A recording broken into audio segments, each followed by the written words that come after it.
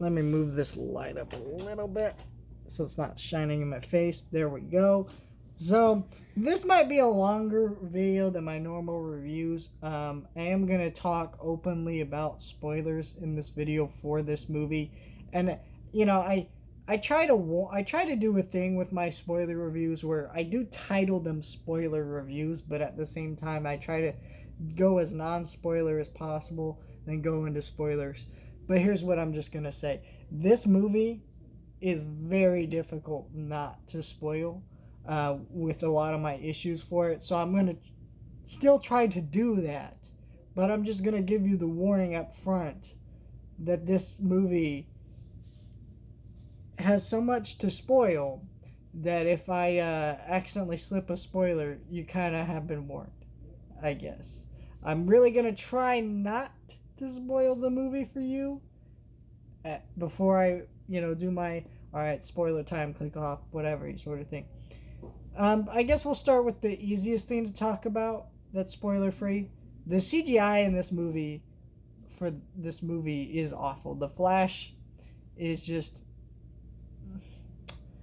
it looks really bad. There are times that it looks okay, but for the most part it looks really bad. And it's kind of interesting, actually. I will be honest. This movie is the end to the DC Extended Universe, DCEU as we know it. All the Zack Snyder's films, blah, blah, blah, blah, blah, Justice League, whatever films you would consider in this canon. It's really hard to know what's in this canon and what's not. Anyways, but whatever you consider that, it's over now.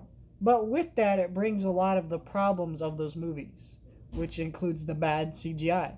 This one is, I would say, is significantly worse because inherently the Flash's superpower, unlike a Batman, unlike a Wonder Woman, inherently requires you to have a lot of CGI.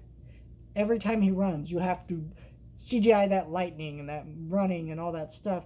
And when it doesn't look good, it's pretty distracting and terrible. Also, this movie has more shots than any of these other DC movies that are trying to look cool to you, seem visually impressive, but they don't look visually impressive because it's just so poorly CGI'd. It's crazy to think this is one of the most expensive movies of all time, budget-wise, and this movie does not look it at the fuck all.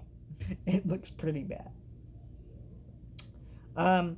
But I will say I did like this movie overall. I just had a lot of issues with it, and I was very disappointed to say that. I wanted to come out of this movie loving it. There were definitely some things I wanted to love about this movie. The pacing in this movie was really bad to me. There's certain aspects of the plot that I don't know why they went on as long as they did. There's a lot of just bad stuff in the opening of this movie that just made me really frustrated. Also, I feel like even though the emotions got me in this movie, I did cry by the end. I feel like a lot of it could have been worked to be stronger and a better written film. Some of the dialogue was a little bit clunky, and the cameos and references, they do feel very surface level, where they're there, but they don't feel as well written as something like No Way Home did with the cameos. Not actually how the cameos come into the story, but just as like, when I watch No Way Home, and I'm happy that Andrew Garfield and all those characters came back, because I think it added something to those characters by them being in that movie, if that makes sense. Meanwhile, Michael Keaton as Batman, I don't feel anything for him being in this movie. I love seeing him. He was great in the scenes. He was kicking ass, beating up thugs, just great. But it also felt very empty to me, and that was one thing I didn't care too much about, that kind of thing, and it did bug me. Ezra Miller, excuse me if I mess up their pronouns. I'm trying. But they were great, and I say they because he's they're non-binary. but also they because there's two of them in the movie and they're really good. At first, when I was watching the opening of the movie, I found Ezra Miller, his annoying self, and then when other Barry comes into the movie, who's this younger, more annoying version of Barry, I immediately got more engaged. Some of the comedy was working for me, and actually did a lot to further his character. Or the, again, psychedelic bonus. Anyway, and a lot of the and also a lot of the emotional scenes Ezra pulled off really well, and that's why I was able to cry and feel something by the end, is just because of that acting being really good. It's not enough to where I think some of the statements of some of the people involved with this movie being like Ezra's the only one who could be the Flash. No, he's not that great as the Flash. He worked in this movie. He was really solid. He was a scene stealer for sure. He had lots of laughs and fun moments, but I think even the audience in the theater was kind of I think we could have had a stronger and better Flash, if you ask me. But this is the one we got, and it was good for what we got. Supergirl in this movie was not in it nearly enough. Didn't really have a lot to do, and that was unfortunate. And in fact, I was surprised. Well, I guess let's go into the spoilers now. I was surprised. Spoiler alert! You guys click off now. I was surprised that she didn't come in till like the last hour of the movie, and all of her scenes were just so ridiculously rushed, and it was really bad. I understood what was happening in those scenes because it was a clear homage to the Flashpoint story, which I understand. But I feel like the general audience watching them break the Supergirl out of Russia would not fully understand everything that was happening in that scene, and they didn't really go too much into it. And then she has a boner for Earth because they kidnapped her and locked her up, right? But then she just decides, you know what? I'll save Earth now because I don't like watching people die. Like, it's just kind of like, all right, the actress was solid in the role, and I would love to see more of that character and see her expanded on. But in this movie, she was actually kind of bad, which is sad because this is one of the aspects of the movie that I was looking forward to most, besides Michael Keaton Batman, and I think that was a little bit disappointing. I felt like Michael Keaton's Batman didn't really have anything to be added to. Also, I think one issue with his character in this movie is that you don't really feel like he's part of the Tim Burton verse. And so you don't get that style and presentation that we all associate with those movies. And I think that's a missed opportunity to be a little more creative with this movie.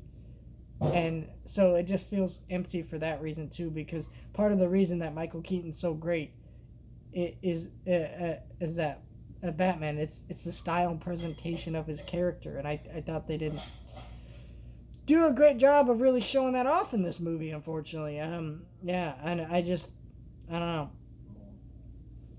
I did like the twist about Dark Barry, but I just didn't really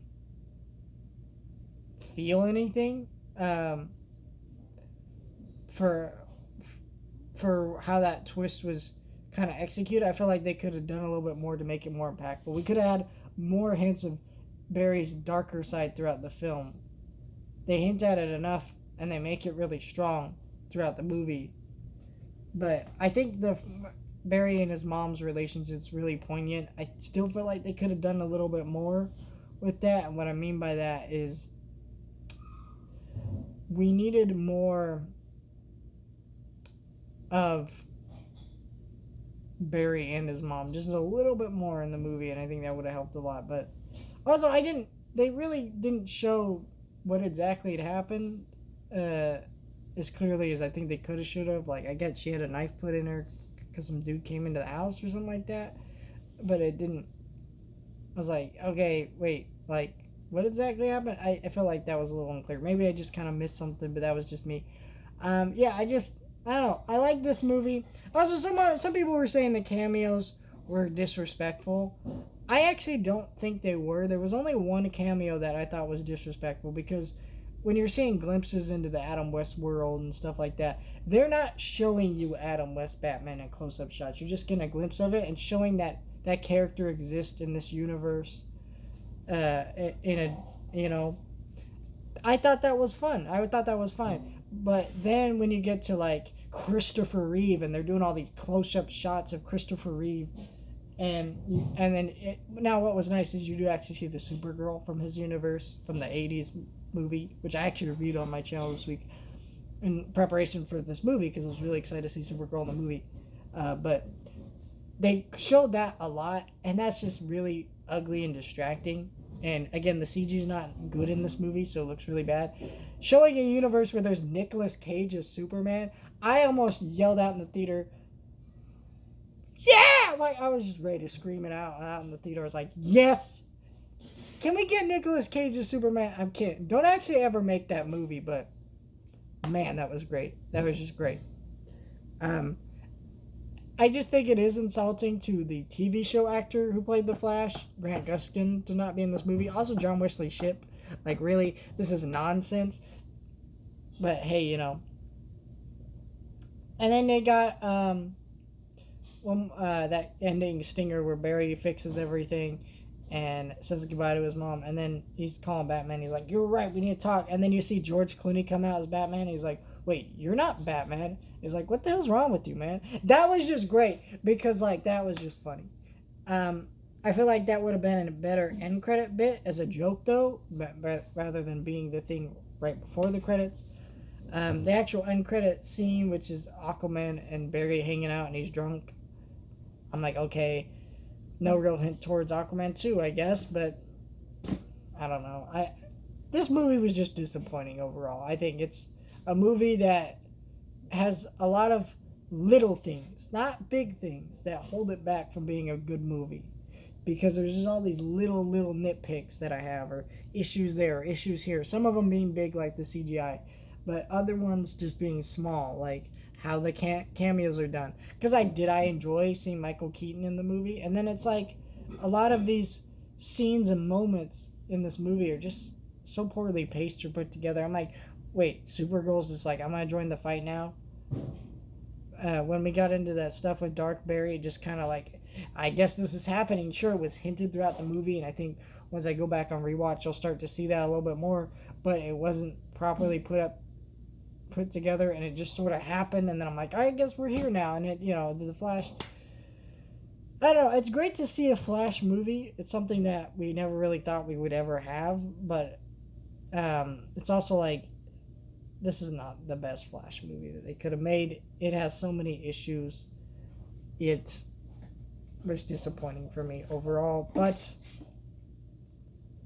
I'll take what I can get, I guess.